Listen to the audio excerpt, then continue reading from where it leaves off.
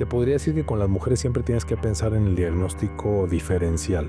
Si le duele el pecho a una mujer de 45 años, probablemente no sea un infarto. Tenemos que como cardiólogos tenemos una gran responsabilidad en México y es que los internistas, los médicos familiares, aunque no sean cardiólogos, nos ayuden a detener esta gran pandemia. Esta sí es la gran pandemia de la aterosclerosis y las enfermedades cardiovasculares. Es lo más frecuente y es a lo que nos dedicamos, por decirte, en un porcentaje de tiempo, en el 70% de nuestro trabajo, destapamos arterias tapadas. Qué gusto saludarlos en una edición más de Dosis de Salud. Yo soy Erika González y el día de hoy les traigo a un súper doctor con muchos temas interesantes que además le gusta hablar, tiene su podcast de otras cosas. Ahorita también entraremos en ese tema, pero fíjense, él es el doctor José Alfredo Merino, es cardiólogo, intervencionista e intervencionismo estructural. Y bueno, pues le doy la bienvenida primero, doctor, y ahorita entramos en el tema. ¿Cómo está? Muy bien, muchas gracias, Erika, por la invitación y por la oportunidad de platicar con todos. Y hablábamos fuera de cámaras, ¿no? Pues sí, de su pasión también por obviamente la medicina, pero por el micrófono, por los caballos. Mucho, claro. Y el también, mundo de los caballos es maravilloso. ¿Y hay tiempo para...? Siempre hay tiempo. El chiste es dónde descarga uno toda la presión laboral de ser cardiólogo intervencionista, y los caballos son el mejor ecualizador de vida que he encontrado. Eso, me encanta. ¿Y el cardiólogo intervencionista qué hace o qué atiende particularmente? Fíjate que somos un grupo de médicos que es muy importante puntualizar en qué hace un cardiólogo intervencionista y qué hace un cirujano cardiovascular.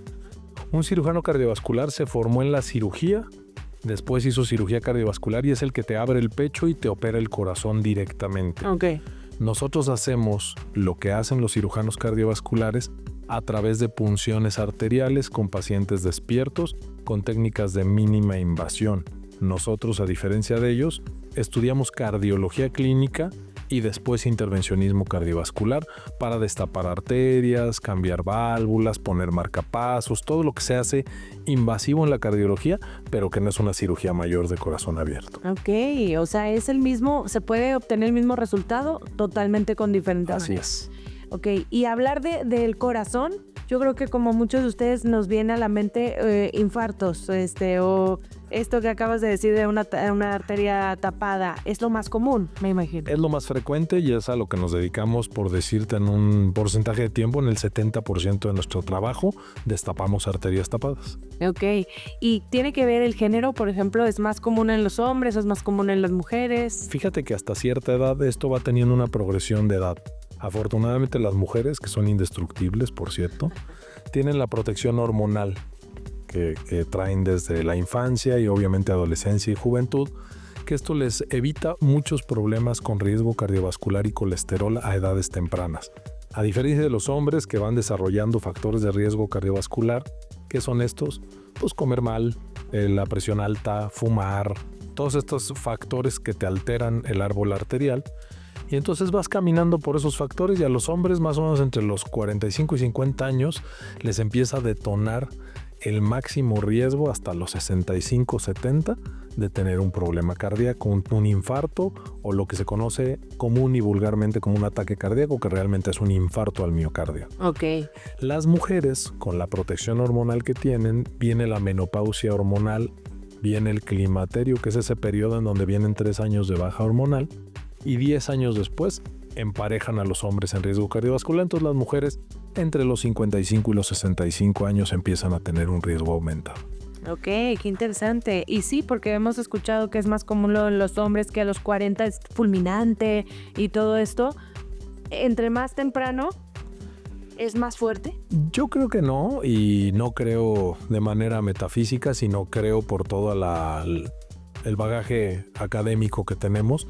Sí se creía eso porque la gente que tiene arterias tapadas por más tiempo, llegando a los 60, tiene una cosa que se llama circulación colateral. Como se va tapando lentamente la arteria, se van desarrollando puentecitos naturales que se brincan los tapones, y entonces solían ser menos mortales o letales los infartos en gente mayor, pero eso no descarta que un infarto es letal a la edad que te dé y tienes que tener atención inmediata del mismo rápidamente. Ok. Y si no es mortal, ¿cómo afecta y qué afectaciones o secuelas quedan, ¿no? Digamos, de una situación como esta? Vamos a platicar ahora sí de qué se hace con un infarto y cómo se trabaja con él. Sí. Lo primero que hay que saber es, el 50% de los infartos se mueren la primera hora. No llegan ni al hospital. Entonces, lo primero que hay que hacer pensando en no tener un infarto es una vida sana, medicina preventiva, que ojalá y todos tocáramos en ese son toda nuestra medicina, cuidando la presión, dejando de fumar, cuidando el sobrepeso, todos los factores de riesgo cardiovascular que nos van llegando a esta bombita de tiempo que se llama aterosclerosis o colesterol en las arterias, y esta explosión final que es un evento isquémico agudo llamado infarto al miocardio. Entonces es muy importante saber que la prevención es la base de que esto no pase.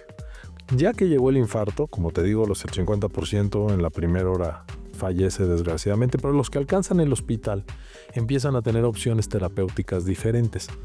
La opción terapéutica número 1 es trombolizar al paciente. Esto se hace desde 1960, un poco antes incluso. Es una sustancia que tú le pasas al paciente por la vena y disuelve los coágulos que están tapando la arteria en un alto porcentaje, hasta en un 85%. El problema es que si eso es lo único que haces, la tasa de reoclusión de la arteria es muy alta. Entonces, tú lo que tienes que ver son en miras a que se metan a un procedimiento intervencionista cardíaco, un cateterismo cardíaco, y a través del catéter, que es del grueso de un popotito muy delgado, destapemos la arteria y le pongamos una malla adentro que evite la reoclusión arterial. Y entonces sí, es la mejor opción del paciente para restablecer el flujo en su arteria y no progresar a la gran catástrofe cardiovascular que se llama insuficiencia cardíaca. Esa es la consecuencia de no atender un infarto. Ya, ok. Y de una manera muy simplista y coloquial es que se tapó de la tubería. Somos los plomeros del corazón. Hay plomero, hay electricista, hay de todo en el corazón. Nosotros somos los plomeros. Se tapó con una plaquita de colesterol, se fractura, se hace un coágulo que tapa completamente la tubería del corazón, que son las arterias coronarias, y nosotros pasamos de veras con técnicas de plomería a cruzar con una guía, a pasar un balón, a inflar un balón adentro de la arteria para abrir camino, restablecer el flujo y finalmente poner una endoprótesis vascular que se llama stent coronario y queda abierta la arteria. Y esa prótesis ahí se queda, ya no es como que se... Ya no se vuelve a mover, hay una falsa idea de que hay que darles mantenimiento, esto no hay que darles ningún mantenimiento, hay que estar revisando al paciente con algunos estudios no invasivos para ver que esto permanezca patente y si es así no hay problema. Y entonces en este caso que alguien está sufriendo un ataque isquémico, ¿lo dije bien? Coronario. ¿Coronario? Ah, exacto. Muy bien, tiene que acudir sí o sí al hospital, o sea, ¿tiene un rango de una hora? O sea, no es como que en casa alguien pueda hacer algo, no hay manera. Yo te voy a decir, los cardiólogos antes, y creo que todavía algunos tendrán esta práctica, acostumbran a decir, yo voy a casa a ver al paciente cuando se sienta mal. Yo estoy peleado con esa idea un poco y la nueva ola, por decirlo así, ya no soy tan de la nueva ola, ya tengo mis ayercitos, pero la nueva ola de la cardiología ya no se da cuenta que es un tiempo perdido. En lo que yo voy a su casa, ¿qué tal que sí es un infarto? Y ahora movámonos todo. Lo ideal es que el paciente se mueva a algún hospital con todas las instalaciones suficientes para hacerle inmediatamente de que cruzó la puerta a que entra al hospital, un electrocardiograma en 10 minutos, porque ese es el que nos va a dar el diagnóstico del infarto. Y de ahí en adelante hay tiempos que en estándares de calidad son muy claritos a nivel mundial. En menos de una hora yo tengo que tener al paciente adentro de la sala de cateterismo abriéndole la arteria. Ok, ¿y qué nos puede hacer saber o pensar que estamos por tener o ya en el ataque? Es decir, duele el pecho, lo del brazo también, que se decía que el izquierdo, pero puede ser el derecho también. Sí, fíjate que a esto que le llaman dolor de pecho, nosotros le llamamos angina de pecho, ese es el nombre científico del asunto. La angina de pecho es un dolor típico opresivo, es como si yo me sentara en tu pecho y lo sintieras pesado y con dificultad para llenarlo de aire. Empiezas con muchos síntomas que acompañan este dolor, sudor frío, náusea, probablemente ganas de ir al baño, y este dolor se puede irradiar a varios lugares del cuerpo. Uno muy común es la mandíbula. Sientes como que se te traba la mandíbula y una presión acá. En la espalda, puedes sentirlo en el estómago, porque los infartos que son de la cara inferior del corazón se sienten como dolor de gastritis y muchas veces se confunden. Se puede irradiar a los hombros, a estos dedos de las manos normalmente y tiene muchas presentaciones caprichosas. Ahora, los que más se nos infartan son los diabéticos. Es uno de los factores de riesgo más feo. Y los diabéticos, todo esto que te platico, no lo sienten diferente porque tienen neuropatía diabética. Entonces sienten cualquier síntoma de dolorcito y ellos sí tienen que correr al hospital a checarse cualquier dolor típico o atípico en el pecho. Ok.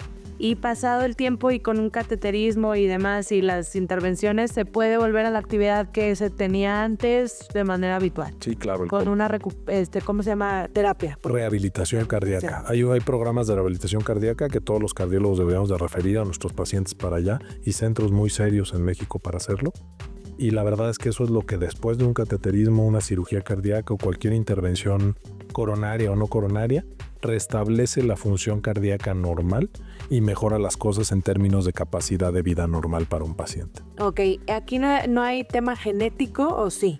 Sí, hay muchas enfermedades genéticas o muchas condiciones genéticas que hacen que tengas más propensión. Por ejemplo, una de las cosas que preguntamos en todos los interrogatorios cardíacos es si tuviste un familiar que murió a edad temprana, hombres menores de 45, mujeres menores de 50. Si murió un familiar de causa no identificable o de un infarto identificado, le sumamos un punto de muy alto riesgo al tema de un paciente que tiene esto. Normalmente los problemas de colesterol pueden ser hereditarios. Y hay enfermedades, te voy a dar el nombre científico porque vale la pena mencionarlo, aunque ahorita lo expliquemos de manera coloquial, que se llama hipercolesterolemia. Esto quiere decir que tu colesterol está alto. Okay. Y hay hipercolesterolemia familiar, entonces toda una familia tiene temas de colesterol. Y hay hipercolesterolemia familiar homocigota. Eso quiere decir que todos los miembros de esa familia por genética van a tener temas de colesterol graves. Son estos que tienen colesteroles de 800, de 900 y hay que darles terapias específicas para esa familia completa.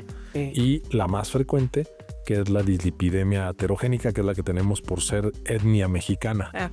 Triglicérido alto, el colesterol protector bueno lo tenemos abajo porque no hacemos mucha actividad física también. Y no tenemos una dieta mediterránea, pero hay muchos temas que finalmente nos rematan en colesterol e inflamación, que son los responsables de todos estos eventos cardiológicos. Ok, y en México, ¿cómo estamos en esos temas de cardiología, de prevención, de...?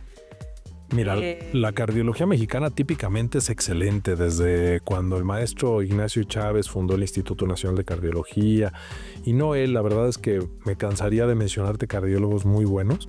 Pero la cardiología mexicana ha hecho aportaciones a la cardiología mundial excelentes. La verdad es que considero que la cardiología mexicana se puede tomar en cuenta como un top 10 en el mundo. ¿Qué es lo que sí estamos? Y no es un tema de los cardiólogos o los no cardiólogos. La medicina preventiva es un lugar en donde desde hace muchos años se perdió el foco y ya estamos conteniendo la punta del iceberg y no atendiendo la base del iceberg. Ahora pues todos estamos muy enfocados a la prevención y tal, pero imagínate con los hábitos de vida de México, con la oferta de la comida estadounidense, el fast food que entró a México hace 30 años de manera muy intensa, porque la tortilla y el frijol no eran exactamente malos. Pero si le echamos tortilla, frijol, pizza, hamburguesa, empezamos con este problema. Entonces, sí cambiar el estilo de vida creo que es de lo más difícil que hay en una sociedad y ahí es donde debería empezar la prevención. La cardiología preventiva debería empezar en las escuelas primarias. ¿Qué es lo que se empezó a tomar acciones, no? A raíz de tener el número 1 en diabetes infantil y temas muy complicados en obesidad y demás. ¿Cómo ve ahora, doctor, el tema de la gordofobia y decir que, pues hablar mucho del peso cuando no necesariamente tiene que ver con salud o no? ¿Cómo es esto? Sí, hay que tomarlo en cuenta. La verdad es que no necesariamente el tener obesidad te va a hacer rematar a fuerzas en un problema cardiovascular o algo de esto. Es un factor de riesgo, sí es algo que te suma más los puntos al tema, pero te puedo hablar de muchísimos pacientes con índices de masa corporal normales que llegan a las salas de urgencias infartados por su mal estilo de vida. Que tú estés delgado o que tú tengas sobrepeso u obesidad no necesariamente nos explica cómo acomodas el colesterol en tu cuerpo. Eso es muy importante saberlo. Entonces no me confiaría yo si fuera una persona con peso normal de que no voy a tener un problema cardíaco, ni me sentiría totalmente afectado por tener sobrepeso y que me voy a morir de un infarto. Creo que hay que matizarlo siempre recomendaremos por muchas otras razones, resistencia a insulina, síndrome metabólico, temas de rodillas, columna y tal, mantener un peso sano, pero no es nada por lo que debamos de condenar a nadie. Ok, y ahora, ¿fortalecer el corazón se puede? Claro, siempre. Con resistencia, con cardio, todo esto, ¿no? Ahí está el error. Todo el mundo cree que para fortalecer el corazón necesitas meterte al Sports World, ya sabes, ¿no? Hacer algo. Y sí tienes que hacer algo, pero es mucho más fácil hacerlo en casa. ¿Qué? O sea, no necesitas todo el gimnasio encima para que tu corazón esté bien. Yo te podría decir que ir a un programa de rehabilitación cardíaca, aunque no estés enfermo del corazón, te va muy bien. Yo te podría platicar y que no suene a comercial, pero la verdad es que es uno de los mejores.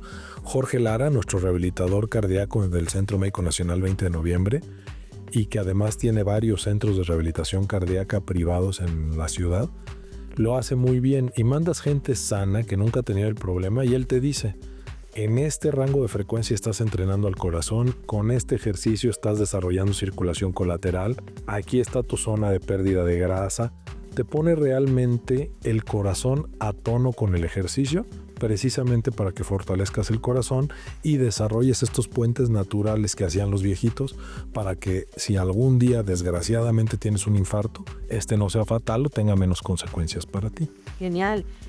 Sí, porque lo relacionamos, como bien dices, a hacer cardio, así le llamamos, ¿no? Sí. Corre, haz natación o... Y no es así. Yo te podría decir que a mis pacientes, muchos son ya de la tercera edad por razones obvias, lo que los pongo a hacer es caminar.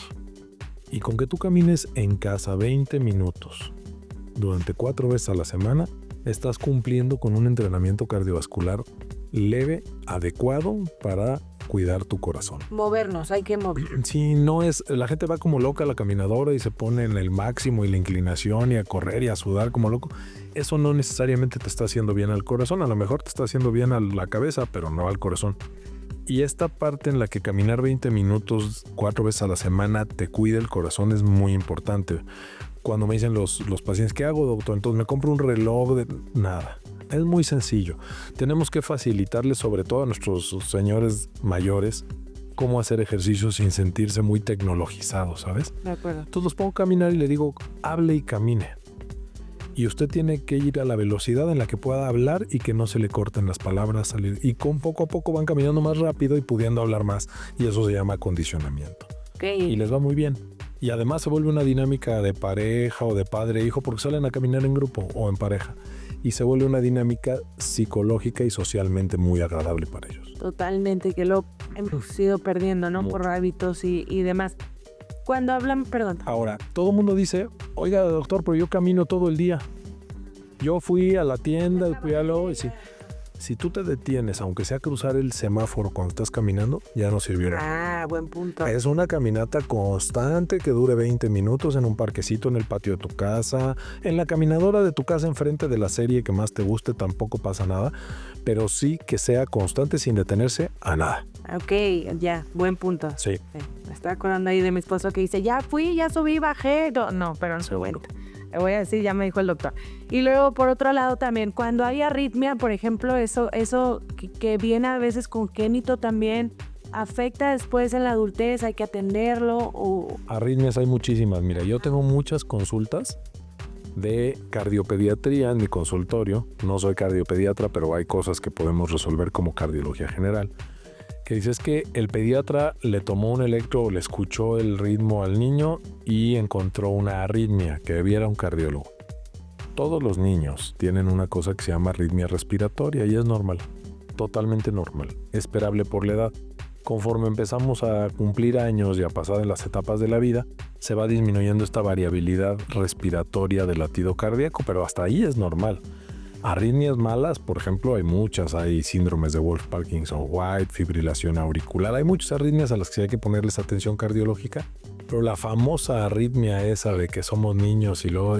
Esa no te va a dar ningún problema siempre y cuando la variabilidad sea adecuada y normalmente es adecuada y es esperable en los niños. No debe de prendernos un foco de alerta a nadie. De acuerdo.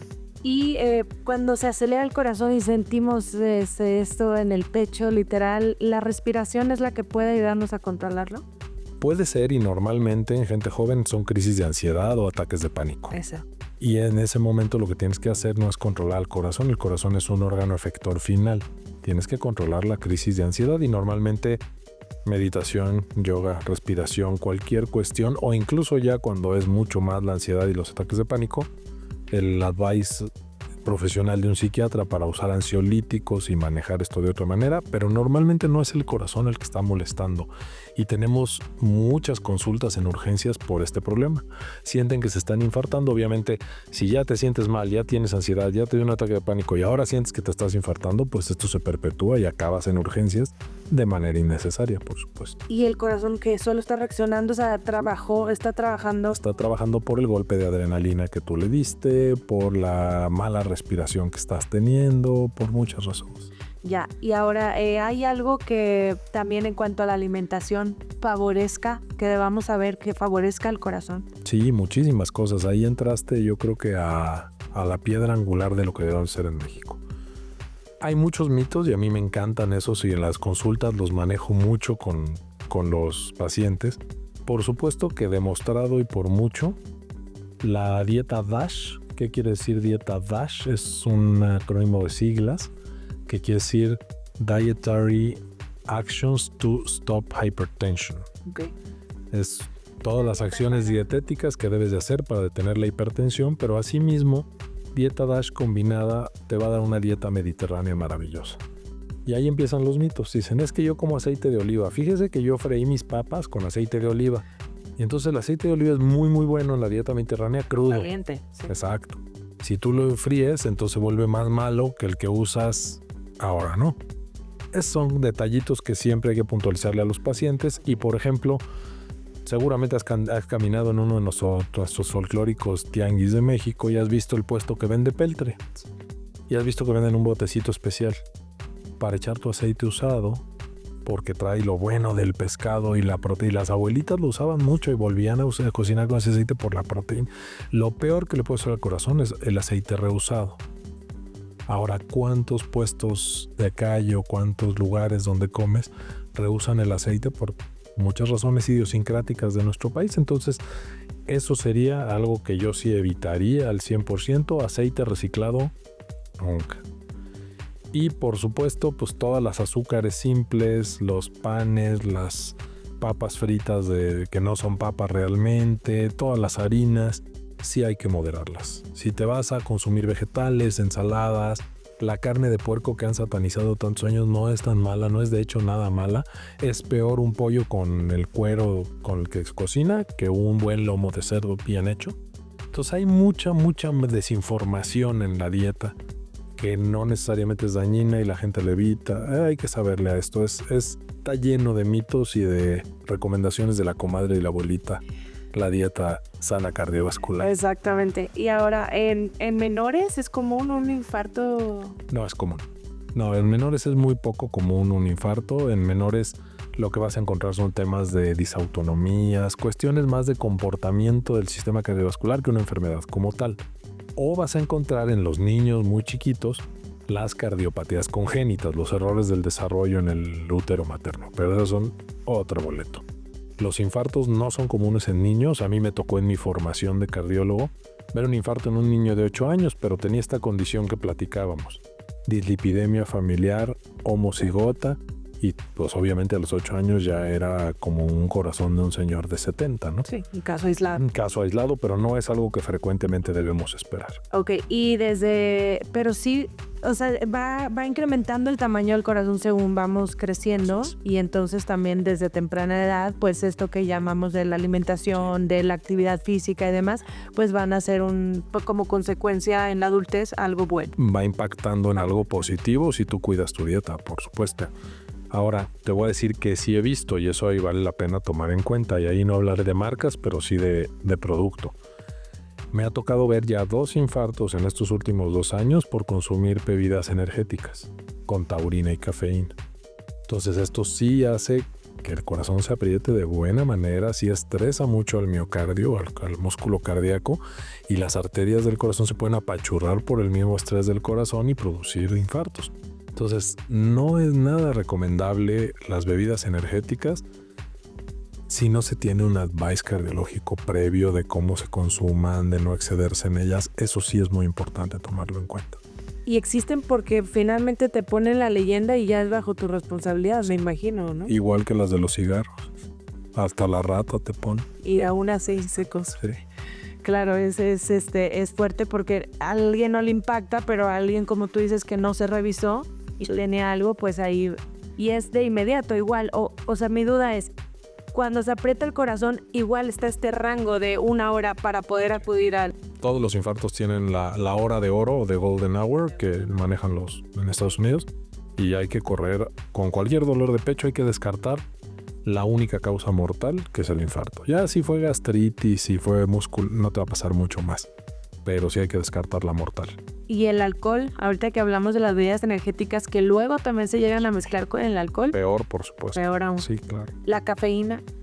Fíjate que la cafeína tiene en consumo ligero y moderado acciones protectoras para la aterosclerosis y está plenamente demostrado y es maravilloso el café. El problema es cuando se excede, porque finalmente es un estimulante del sistema nervioso. Como todo. Como todo. Y ocurre, a mí me tocó ver en mi formación de cardiología también, uno de los médicos que estaba en urgencias ese día de posguardia, se estuvo tomando hasta 10 tazas de café en la noche. Y entonces él sí hizo una arritmia que se llamó fibrilación auricular y tuvimos que frenarla y hacer todo. Y no tenía ningún problema cardíaco más que el exceso de consumo de cafeína. Entonces, café sí, claro, de manera ligera o moderada. 2 tazas al día me parecen maravillosas. La tercera taza, según tu manera de eliminarlo por genética, puedes tomártela, pero no andar con la taza de café todo el día rellenándola sin saber cuánto se consumió. Ok, ahora las intervenciones cuando hay que atender al corazón en cuanto a cirugía, hablamos del el que abre y la manera en que es el intervencionismo que ustedes manejan. Ambas para un mismo objetivo, o sea, o ya se va a ir eliminando esta parte más invasiva. Fíjate que no, y con mucho respeto y cariño a mis amigos cirujanos, ellos siempre tendrán su nicho de trabajo. Hay lugares donde no podemos llegar con el catéter. Okay. Y hay enfermedades que solamente ellos van a poder tratar por muchas razones y además que está demostrado que en largo plazo les va mejor a los pacientes. Pero yo te podría decir que hoy el 90% de los problemas arteriales se resuelven por cateterismo cardíaco y solamente el 10% por cirugía cardiovascular. Ok, ¿y esto a partir de cuánto tiempo? Porque antes era la... Sí, en 1980 era cirugía cardíaca sí o sí. En 1960 y tantos, un médico llamado Grunzig inventó la angioplastia arterial, cómo dilataban las arterias con dilatados progresivos. Tal. Y entonces de 1960 para acá, el desarrollo tecnológico y de la industria de dispositivos médicos ha metido y invertido fuertemente y hoy hay muchas opciones y hoy te podría decir que de 1990 para acá ha habido un boom muy grande en cuanto a tratar por mínima invasión y por cateterismo y se han desarrollado técnicas espectaculares para hacer esto. Ok, entonces para cerrar y para el tema de la prevención, si yo estoy bien, me siento bien, pienso que no tengo nada, con hacerme un check-up puedo revisar mi corazón y puedo ver que todo esté en orden. Sí, yo creo que para hacer un check-up cardíaco, con hacer un electro, un ecocardiograma y un score de calcio coronario, que es una tomografía específica rápida y sin ni siquiera con contraste, te pueden dar un muy buen estimado de tu riesgo cardiovascular y saber si necesitas algo más o ahí paras con tus chequeos. Ok. Además de lo que ya nos mencionó de manera preventiva y natural y que tenemos al alcance y que hemos escuchado y ya sabemos qué tenemos que hacer. Sí, claro. Ok, ¿y algo que nos falte agregar o algún avance último de la tecnología y del tema cardiovascular que vamos a ver? Pues mira, a mí me gustaría platicarte de lo que yo hago específicamente. Yo cambio la válvula aórtica del corazón, que eso ya no es una arteriecita, es una válvula completa, la compuerta de salida de todo el corazón. Okay. Antes se cambiaba por cirugía nada más. Yo fui el primer mexicano proctor de terapia valvular, que es proctor, el primer mexicano que entrena a todos los demás en hacer este procedimiento. Esto empezó hace 10 años, en 2015 en México de manera formal, aunque antes se pusieron algunas válvulas de manera aislada, pero el programa completo empezó y resultó que para hoy algunos de mis compañeros del Hospital 20 de Noviembre y yo somos los que más válvulas llevamos puestas en Latinoamérica. Te voy a contar cuál es el impacto de esto para que lo puedan dimensionar. Antes se abría el pecho, se hacía una cirugía de 5 o 6 horas, se estaba en terapia intensiva durante 4 o 5 días, en hospital hasta 15 en momentos, transfusiones de sangre, corazón parado, cicatriz cardíaca. Hoy, y te puedo decir de ayer, que fui a Jalapa, Veracruz, a cambiar una de estas válvulas, lo hicimos en 23 minutos con el paciente despierto y el paciente fue a su casa hoy en la mañana. Qué genial. Y sin Claro. cicatriz, con 2 punciones en las ingles. Wow. Que era algo que se cambió y que él ya tenía puesto desde hace 10 años o cuánto tenía. No. Ayer le pusimos la válvula nueva. Una válvula. Una válvula nueva. Le sustituimos la que él tenía. Exacto, perdón, pero la que él tenía, esa que sustituyeron, tenía muchos años ahí en su... No, fue como nació. Es su válvula de nacimiento. La válvula aórtica normal del corazón se le fue enfermando, se le fue cerrando, se le fue calcificando. Y ayer le pusimos una válvula nueva sobre su válvula nativa para que no tuviera riesgo de muerte súbita, muchas cosas. Pues qué maravilla, ¿no? La ciencia, el avance, el capital humano, los estudios que ustedes llevan porque nunca paran. O sea, y creo que tenemos los mejores doctores también aquí en México. Yo te podría decir que lo mejor que tenemos en la medicina de México es el talento médico. De acuerdo, totalmente. Y justamente si quieren contactar al doctor José Alfredo Medina Rajme, así como lo dije el nombre y aquí está en la pantalla, lo pueden encontrar tanto en Facebook como en Instagram. Nada más tiene esas 2 redes sociales. Si lo encuentran por otro lado, no es él. Y el teléfono para citas, aquí se los comparto, 55 15 91 37 38, para que también agenden si tienen alguna duda o si quieren hacer una revisión. Y pues bueno, estar en las manos de los expertos siempre, eso es muy importante. También existe, como en todas las profesiones, ¿verdad? Los charlatanes o quienes no son médicos certificados, y eso hay que tomarlo en cuenta. Siempre, y fíjate que a ese respecto también creo que como cardiólogos tenemos una gran responsabilidad en México, y es que los internistas, los médicos familiares, aunque no sean cardiólogos, nos ayuden a detener esta gran pandemia. Esta sí es la gran pandemia de la aterosclerosis y las enfermedades cardiovasculares. Y tenemos la responsabilidad, y a través de nuestras sociedades cardiológicas siempre los invitamos a que estén en capacitación constante, y siempre estarán abiertas las puertas para que se acerquen y estén muy bien enterados de lo cardiovascular. Muchas gracias, doctor. Y me surgió una última pregunta, el bonus. ¿A las mujeres algo especial en cuanto a temas del corazón? Sí, fíjate que las mujeres tienen su patología cardíaca específica. Hay muchas mujeres cardiólogas que tienen hoy una asociación y un tema muy fuerte para ello. Te podría decir que con las mujeres siempre tienes que pensar en el diagnóstico diferencial. Le duele el pecho a una mujer de 45 años, probablemente no sea un infarto. Tenemos que pensar en embolias pulmonares, en otro tipo de problemas que van más ligados al temas venosos de las piernas por las varices famosas que son más frecuentes en ellas. Tenemos que pensar en otras cosas, y sí se le da un tratamiento peculiar a la salud cardiovascular femenina y a la prevención de la misma. Entonces yo sí les recomiendo que se acerquen a especialistas que sepamos hacer esta parte femenina de la cardiología, porque no todo es igual. De acuerdo, muchas gracias y nos vemos en el siguiente episodio de Dosis de Salud.